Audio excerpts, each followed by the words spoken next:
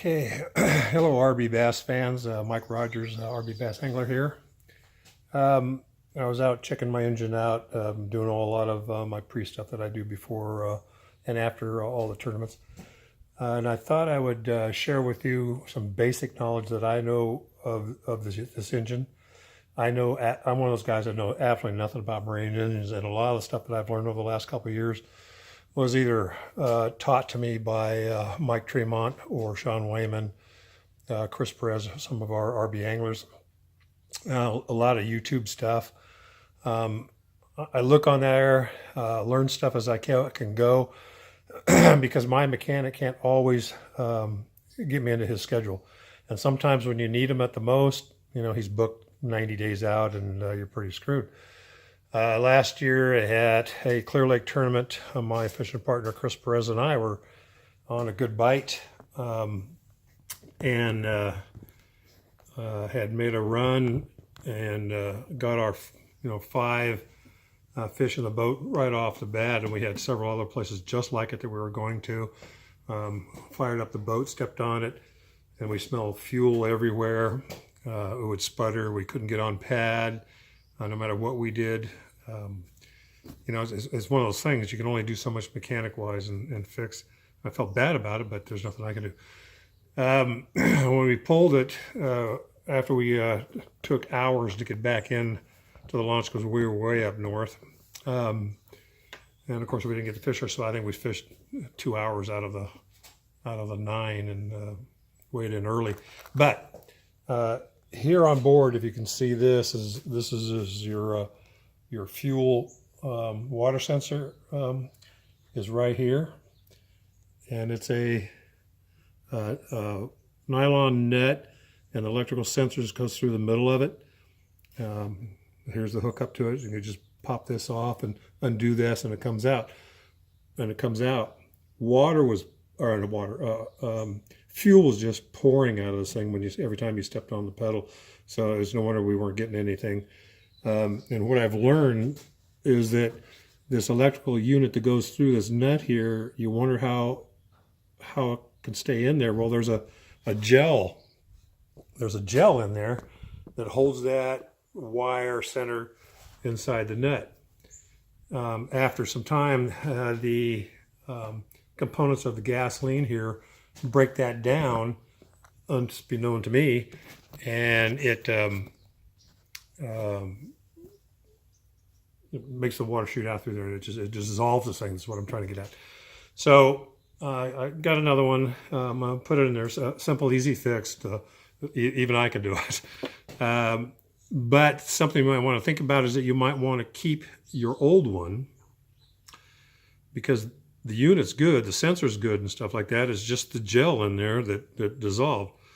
So what I did is I filled it with Gorilla Glue. It's got to be just as good as the stuff that's in there.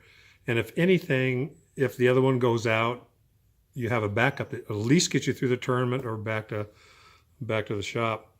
Well, something you might do. I'm hanging on to this one, and maybe these only go out every 10, 15 years. I have no idea, but I'm gun shy now.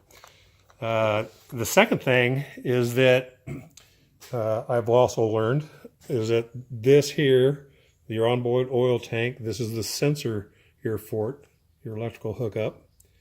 And in that, the sensor sits down inside the hole, and the float is actually magnetic.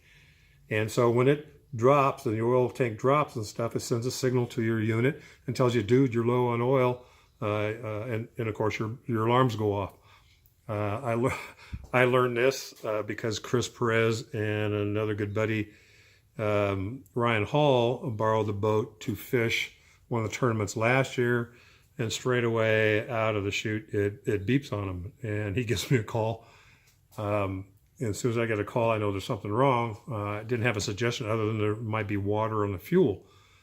But they nursed it, and they did well at the tournament and brought it home. Well, since I've learned, looking through things up, that sensor with that magnetic pulls down on it, it gives the reading that there's no oil in the thing, when in fact there actually is oil in there. And what happened was that magnetic sensor there demagnetized, so he's not getting any reading at all. The oil was always full. It had no problem to it. It's just that there was no more magnetic sense to it.